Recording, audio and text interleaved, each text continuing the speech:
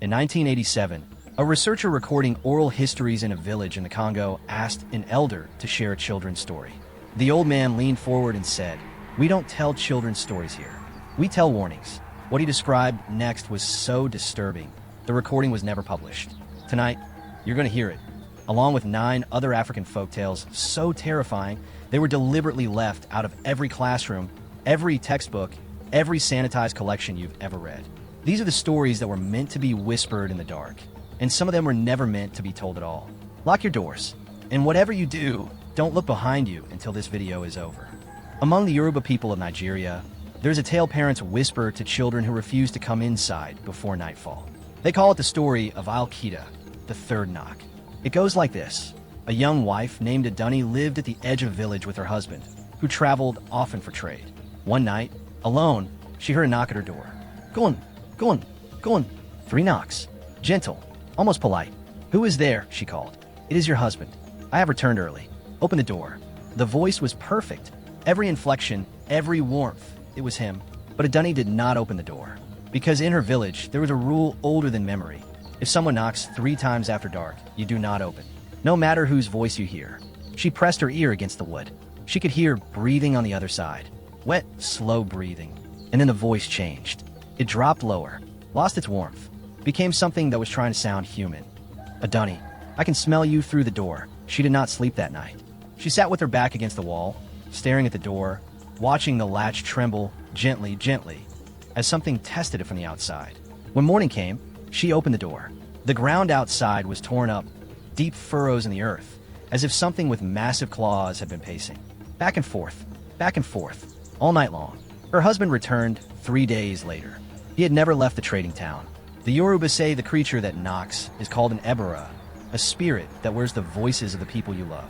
It only needs you to open the door once. After that, you belong to it. That one was a warning. The next story? It's a punishment.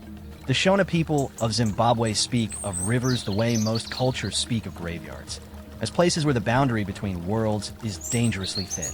There is one river, and the elders refuse to name it, where Njuzu lives. In Western terms, you might call her a water spirit, but calling Njuzu a water spirit is like calling a hurricane a breeze. The Njuzu doesn't haunt the river. The Njuzu is the river. A young man named Tapawa, a herder, was warned never to cross this river alone. But the dry season had been long, his cattle were thin, and the greenest grass grew on the other side. So one afternoon, he waded in. The water was warm, warmer than it should have been, and as he reached the middle, waist deep, he felt something close around his ankle. Not a current. Fingers. He looked down. Through the murky water, he saw a face looking up at him. A woman's face, beautiful and ancient at the same time, with eyes that were entirely white. She smiled, and then she pulled. Tapawa vanished beneath the surface without a sound. No esplas, no escrim. The river went perfectly still. His family searched for days. A Inanga, a traditional healer, was summoned. The Inanga sat by the river's edge, burned herbs, and spoke to the water for an entire night. At dawn, the Inanga turned to the family and said, "The river has taken him to teach. He will be gone for 1 year. You must not mourn him. You must not speak his name. If you grieve, she will keep him forever." The family waited. They did not weep. They did not say his name. For 365 days, they carried this impossible silence. On the final day, Tapawa walked out of the river. He was alive. He was changed. His eyes carried a distance in them, as if he had seen the bottom of something no human was meant to see. He never spoke of what happened beneath the water, but from that day forward, he could heal the sick, predict the rains, and speak to animals. There is only one condition that Njuzu gave him. He could never eat salt again. If he did, everything the river gave him will be taken back, including his life. He kept this covenant for 27 years. Then, at a feast, a relative who didn't know the rules seasoned his food. Tapawa took one bite. He stood up from the table, walked to the river without a word, and stepped in. He did not come back out. Still with me? Good, because we're about to enter territory where the stories get darker. Much darker. Story number 3 comes with a rule. In the original Zulu telling, the storyteller was forbidden from finishing it after midnight. If you've ever been to South Africa, you may have noticed something peculiar. In many homes, especially in rural areas and townships, the beds are raised on bricks. Stacks of bricks, sometimes a foot high, lifting the mattress far off the ground. If you ask why, some people will laugh and change the subject. Others will lean in close and say one word, Tokoloshe. The Tokoloshe is, without exaggeration, one of the most feared entities in all of African folklore. It's a creature from Zulu and Xhosa tradition, small, roughly the size of a child, but with the strength of something far larger. Its skin is said to be rough, gray, almost stone-like. Some accounts describe it with a single, oversized feature, one enormous eye, or one hand larger than the other. And it has one terrifying ability. It can make itself invisible by swallowing a pebble. But here is what makes the Tokoloshe different from every ghost story you've ever heard. The Tokoloshe doesn't just appear. It is sent by someone who wants you dead. In Zulu tradition, a person seeking revenge or harboring deep jealousy will visit a dark practitioner, a Sangoma gone wrong, sometimes called an umthakathi, and commission a Tokoloshe. The creature is then dispatched to the victim's home. It comes at night, it crawls under the bed, and it waits. What happens next depends on the version of the story. In some, the Tokoloshe simply suffocates the sleeper, pressing down on their chest until they stop breathing. In others, it does something worse. It doesn't kill you. It visits you night after night, draining your energy, your health, your sanity, until you wither away and no doctor can explain why. The raised beds? They're not decoration. The belief is that the Tokoloshe is too short to reach you if the bed is high enough. Those bricks are a defense system.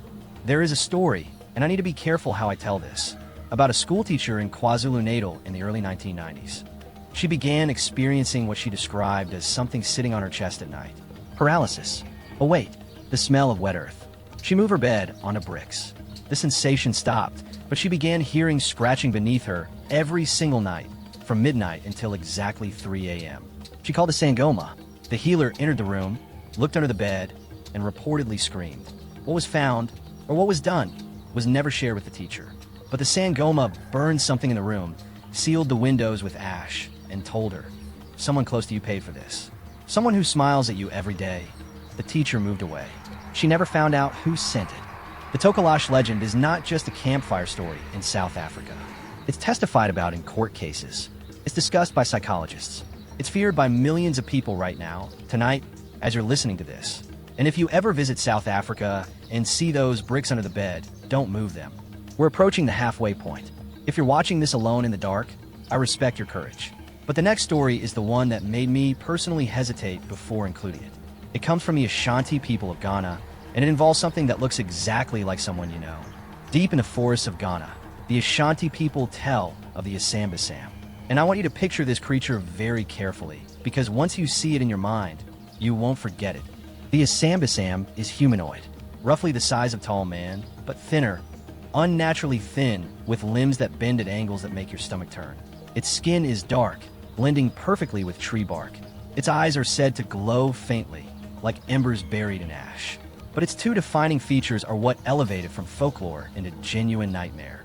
Its teeth are made of iron. Not like iron, actual iron. A mouth full of hooked, metallic teeth designed for one purpose. And its feet curved backwards like hooks, allowing it to hang from the highest branches of the tallest trees, completely still for days at a time. Waiting.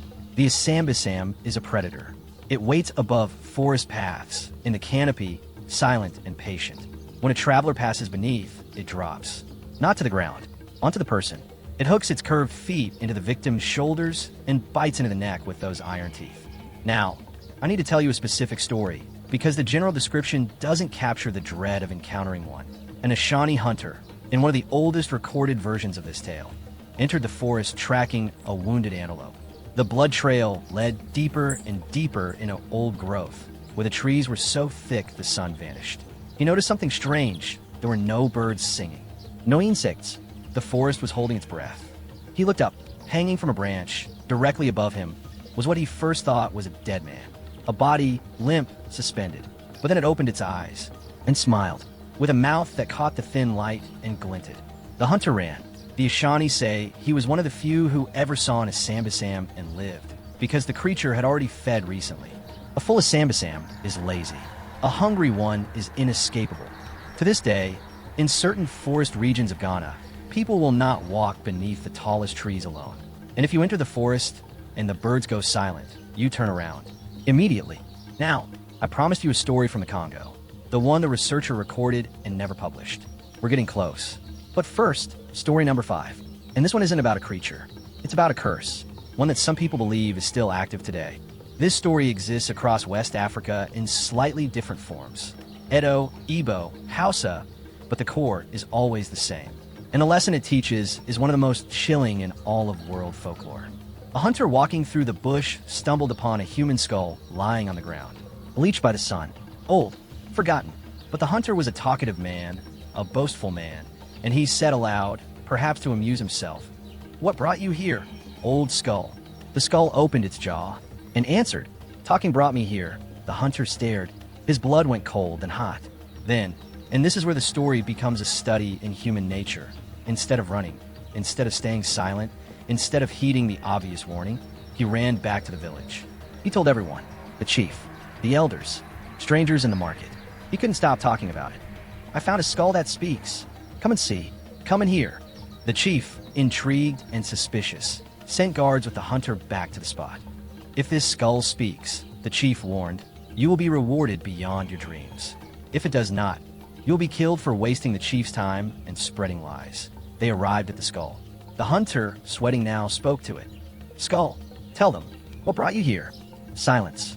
"Skull, speak. Tell them what you told me." Silence. The skull sat in the dirt, empty and mute. Just bone and dust. The guards looked at the hunter. The hunter looked at the skull. He begged it. He screamed at it. He fell to his knees. The skull said nothing. The guards drew their blades. The chief's word was law. The hunter was executed on the spot. His body left where it fell, his head eventually separating, settling into the red earth beside the skull. And then, when the guard's footsteps had faded, the skull turned to the hunter's fresh head and said, "I told you. Talking brought me here." That story has survived for centuries across multiple cultures because it speaks to something primal. The inability to keep a secret. The compulsion to tell. The Edo version adds a detail that makes it even worse. The skull had been a hunter too. Before him, another hunter. Before that, another. An unbroken chain of men who found the skull, couldn't keep quiet, and became the next skull. The curse doesn't end. It just waits for the next talkative person. Some versions say the skull is still out there, somewhere in the bush, waiting for someone to ask a question. We've passed the halfway mark, and I want to be honest with you. The stories ahead are the ones I save because they're harder to shake. They linger. Story number 6 comes from East Africa, and it involves something that most cultures around the world report encountering, but have no explanation for. In 1995, a wave of terror swept through Zanzibar. Entire neighborhoods refused to sleep indoors. Families dragged their mattresses outside and slept in groups on the streets, building bonfires that burned until dawn. The police were overwhelmed with reports.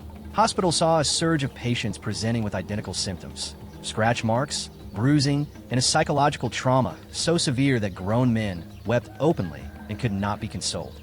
They all described the same thing: a creature that came in the night, a one-eyed being with bat wings and the stench of sulfur. They called it Popobawa, from the Swahili popo, bat, and bawa, wing. Now, Western academics have tried to rationalize the Popobawa as mass hysteria, sleep paralysis, or social anxiety manifesting as shared delusion. And maybe they're right. But here's what's difficult to rationalize. The Popobawa keeps coming back. Waves of sightings and encounters were reported in 1995, 2000, 2007, and as recently as 2013. And the accounts are disturbingly consistent across decades and across people who have no contact with each other. The Popobawa does not behave like a ghost or a demon in the Western sense. It is physical. It leaves marks. It has weight. Witnesses describe the smell of burning oil, the sound of heavy wing beats, and a paralyzing sense of presence. Not just fear, but the absolute certainty that something intelligent and malevolent is in the room with you. The creature has one particularly cruel characteristic: it demands to be acknowledged. According to Zanzibari tradition, if the Popobawa visits you, you must tell others. If you deny the encounter, if you try to stay silent, it returns. Again and again, each visit worse than the last. This inverts the lesson of the talking skull. Where that story punishes speech, the Popobawa punishes silence. You are trapped. Speak and carry the shame. Stay silent and suffer the return. An elderly man interviewed in a 2001 documentary said something that has stayed with me. He said, "The Popobawa doesn't want to kill you. Killing is too quick. It wants you to know you are not safe. Not in your home. Not in your bed. Not ever. It wants to take the one place you feel safe and poison it." The outdoor sleeping during outbreaks isn't just about protection. People believe the Popobawa targets those who are alone, in enclosed spaces, in the dark. There is safety in numbers, in open air, in fire. To this day, during certain seasons, you can find neighborhoods in Zanzibar where people still sleep outside. Not because of the heat, because of what might come through the window. Are you still watching? Good. Drop a comment right now. Tell me which story has disturbed you the most so far. Because what's coming next makes everything before it feel like a bedtime story. Story 7 is the tale from the Congo, the one that was never published. This is the story the researcher recorded, the one I mentioned at the beginning. I've reconstructed it from the fragments that survived, from field notes, from secondary accounts, and from a partial transcript that was shared privately among folklorists for years before it surfaced publicly. The Mongo people of the Congo Basin rainforest live alongside one of the most biologically dense ecosystems on Earth. Their forests are ancient. Some sections have never been mapped, never been logged, never been entered by outsiders. And within those sections, the Mongo say live the Eloko. Singular, Eloko. An Eloko is a small creature, roughly the size of a child. But it is not a child. It is not human. It is, and I want you to absorb this, a restless ancestor. A spirit of the dead that was denied proper burial rites, or one that was so consumed by greed and hunger in life that death could not contain it. It returned, but it came back wrong. The Eloko has no hair. Instead, its body is covered in living grass and leaves. It is part of the forest itself. It wears clothing made of leaves. Its eyes are deep set, burning with a dull amber light. But its most terrifying feature is its mouth. An Eloko's mouth can open wide enough to swallow a human being whole. Not metaphorically. The Mongo are explicit about this. The jaw unhinges, the mouth stretches, and the Eloko consumes its prey, entire, alive, in one motion. But it doesn't simply attack. That would be too simple. The Eloko carries a small bell. Some accounts say it's carved from bone. When it rings this bell, the sound produces an irresistible enchantment. Anyone who hears it is compelled to walk toward the sound.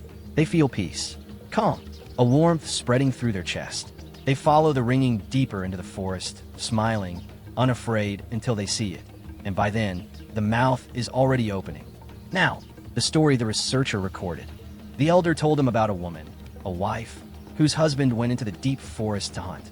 This was not unusual. Mongo hunters regularly entered the forest. But there were rules, always rules. And the most important rule was this: your wife must not follow you. The wife, however, was worried. Her husband had been gone too long. Against the warnings of every elder, she entered the forest alone to find him. She walked for hours. The forest grew darker, thicker, older. And then she heard it. A bell. Small, distant, almost like a wind chime.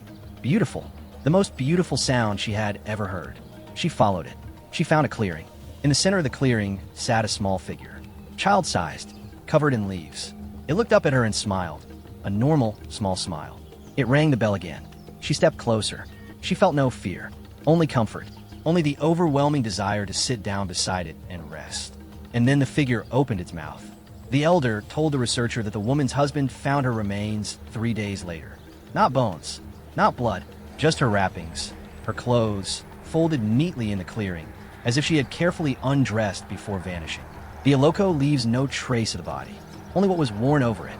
At this point in the recording, the researcher asked, "Is this just a story? Or do you believe these things are real?" The elder went quiet.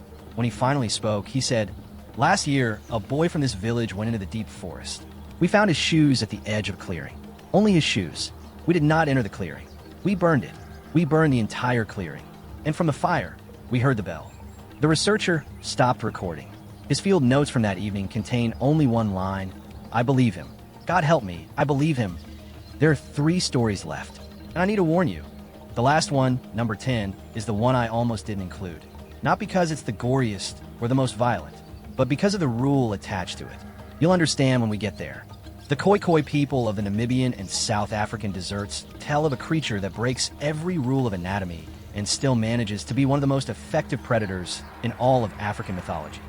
The Aigamuxa are giants, human-shaped but massive, towering, muscular, built like something designed to cross vast distances without tiring. They roam the desert dunes. They eat human flesh. And their eyes are on the soles of their feet. Read that again in your mind. Their eyes, on the soles of their feet. To see, an Aigamuxa must lift its foot off the ground, or more commonly, get on all fours and raise its leg behind it. like a grotesque, inverted insect. When walking or running, it is completely blind. It hunts by sound, by vibration, by the trembling of footsteps in the sand. This might sound like a weakness. It is not, because the desert is flat and sound carries, and the Aigamuxa is fast. Faster than a horse, some stories claim. It charges toward the sound of your footsteps with its massive arms outstretched, sweeping the ground. And when it catches you, but here is the detail that elevates this from strange to horrifying. The Aigamuxa is not mindless. It is intelligent. It speaks. And in some Khoikhoi accounts, it calls out to travelers in a friendly voice, asking for help, pretending to be lost, pretending to be injured, luring them closer. When the traveler approaches, the Aigamuxa drops to the ground, lifts its feet, and looks at them with those soul-mounted eyes, choosing the moment to strike. A Khoikhoi survival tale describes a clever man who escaped an Aigamuxa by throwing tobacco dust into the air. The dust settled on the creature's foot eyes, blinding and stinging them. The Aigamuxa thrashed and screamed, and the man ran. But the story ends with a warning. The Aigamuxa does not forget. It will track you, not by sight, by memory. It remembers the sound of your specific footsteps the way a wolf remembers a scent. The only true escape is to never let it hear you in the first place. This story is different from the others. It isn't ancient. It doesn't come from a village elder or an oral tradition stretching back centuries. It comes from boarding schools, specifically Nigerian boarding schools, and it has been terrifying students for generations. If you grew up in West Africa, you already know this name. And hearing it just now may have made your skin prickle. Madam Khoikhoi. The legend varies from school to school, but the foundation is this. Madam Khoikhoi was a teacher, beautiful, strict, and always wearing red high-heeled shoes. The shoes made a distinctive sound on the concrete and tile floors of the school corridors. Khoikhoi, khoikhoi, khoikhoi, a rhythmic sharp clicking. Every student knew when she was coming. You could hear her approaching from the far end of the building. Khoikhoi, khoikhoi. What happened to her depends on the version. In some, she was a cruel teacher who punished students savagely and was eventually fired, or killed by students who had endured enough. In others, she was a kind woman who was falsely accused and dismissed, and she died of heartbreak. In the darkest versions, she was murdered by the school's administration for reasons that were never explained. But in every version, every single one, she came back. Students in boarding schools across Nigeria, Ghana, and Cameroon report the same experience. Late at night, after lights out, when the dormitories are dark and the corridors empty, they hear it. Distant at first, then closer. Khoikhoi, khoikhoi, khoikhoi. The sound of high heels on hard floor. Coming down the hallway, approaching the dormitory door, and then stopping. Right outside. Students who have experienced this describe a paralyzing terror. Not ordinary fear, something chemical, as if the body itself recognizes a threat that the mind cannot process. They lie in their bunks, blankets pulled up, eyes locked on the door, listening to the silence that follows the last khoi. In some accounts, the door opens slowly. In others, a hand, elegant, manicured cold, reaches through the mosquito netting over a student's bed. In the most extreme versions, students have been found unconscious in the morning with no memory of the night and red marks on their skin, as if they had been slapped. What makes Madam Khoikhoi unique among ghost stories is her ubiquity. She's not tied to one school. She appears in institutions across multiple countries. Students who transfer from one school to another discover that the new school has its own Madam Khoikhoi. Same shoes, same sound, same terror, as if the entity is not a single ghost, but a phenomenon, something that exists wherever children are confined, afraid, and far from home. There's one rule every student knows. Do not look at her directly. If you hear the shoes, you cover your head. You close your eyes. You do not look, because the students who looked, according to the legend, were never quite the same afterward. Not dead, not injured, just different, quieter, as if something had been taken from them, something they couldn't name. A woman who attended a boarding school in Lagos in the 1980s told an interviewer something that I find deeply unsettling. She said, "I heard the shoes 3 times in my years at that school. Each time, I kept my eyes shut, but the third time, I felt breath on my face. Someone was leaning over me, and she whispered in the most gentle, loving voice, 'You're such a good girl for not looking.'" The woman paused, and then said, "That was worse. That was so much worse than if she had been angry." One story left. The final tale, and I want to explain something before I tell it.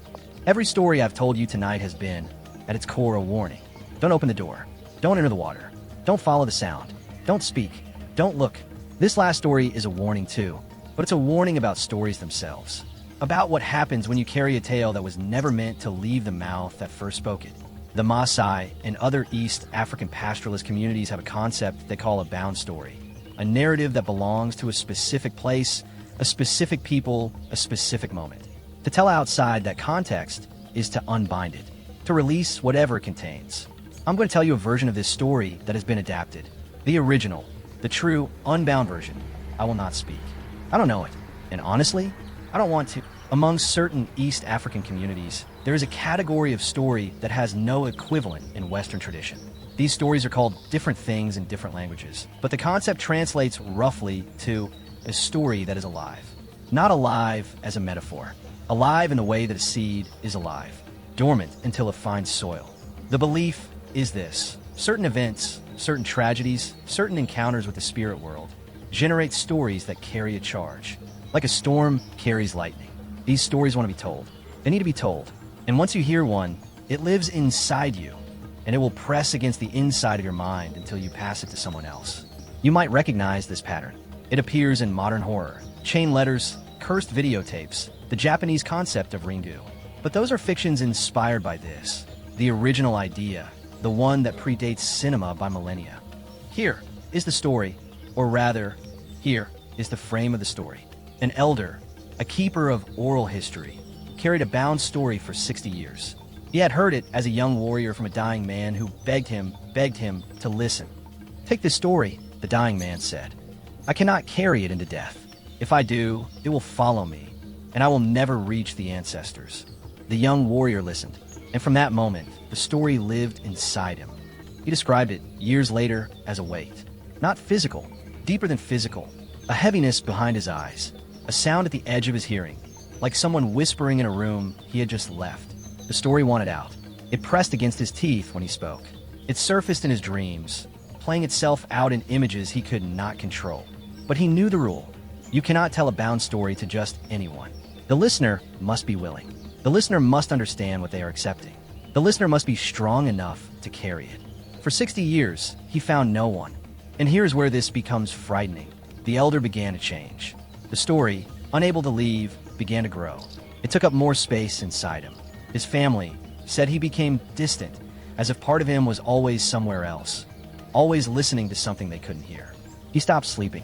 Not insomnia. He simply stopped. He would sit by the fire all night, staring into the flames, his lips moving without sound, as if rehearsing. His body aged. The story did not. When the researcher arrived, the one I mentioned at the beginning, the elder saw an opportunity. A willing listener, someone from outside, someone who might be strong enough, or at least far enough away that the story could be carried to a place where it could do less harm. The elder began to tell the story. The researcher began to record, and this is where the account fragments. The researcher's notes become erratic. Sentences trail off. There are pages where the handwriting changes, becomes shaky, pressured, as if the hand holding the pen was no longer fully under its owner's control. The final legible entry reads, "He told me what happened in the clearing. I understand now why the story must be passed on. It is not a story. It is the sentence is unfinished." The researcher left the village the next day. He returned to his university. He never published the recording. Colleagues reported that he became withdrawn, irritable, prone to long silences. He was heard talking to himself in his office, or as one colleague put it, talking to something in his office that wasn't there. He resigned from his position 18 months later. He moved to a rural area. He stopped returning calls. The last known contact anyone had with him was a letter to a fellow folklorist. It contained a single line: "I should not have listened. They want me to write it down. I won't. I won't." He was never heard from again. Now, I want to address something. You might be thinking, this is just a creepypasta. This is just a framing device. A fictional wrapper around a spooky concept. And you might be right. But consider this. You just listened to 10 stories. 10 warnings from 10 different cultures, spanning thousands of miles and thousands of years. And every single one of them says the same thing in different words. There are things in this world that are real, that are dangerous, and that do not care whether you believe in them. The Yoruba say, "Do not open the door." The Shona say, "Do not enter the water." The Zulu say, "Raise your bed." The Ashanti say, "Do not walk beneath tall trees." The Edo say, "Do not speak of what you've seen." The people of Zanzibar say, "Do not stay silent." The Mongo say, "Do not follow the bell." The Khoikhoi say, Do not let it hear your footsteps. The students of West Africa say, do not look. And the last story says, be careful which stories you carry. You've now heard all 10. They live in your mind now. What you do with them, whether you share this video, whether you tell these stories to someone else, whether you lie awake tonight listening a little harder to the silence in your home, that's up to you. If you made it this far, if you sat through all 10, you're braver than most. Leave a comment and tell me, which story is going to keep you up tonight? And if you have an African folktale from your own family, your own culture, your own village, something they told you when you were young that you've never been able to forget, share it below. Because these stories deserve to be heard. Subscribe if you want more. I'm going deeper. There are stories from every continent that have been buried, hidden, forgotten on purpose. And I intend to dig them all up. I'll see you in the next one. If you're still here,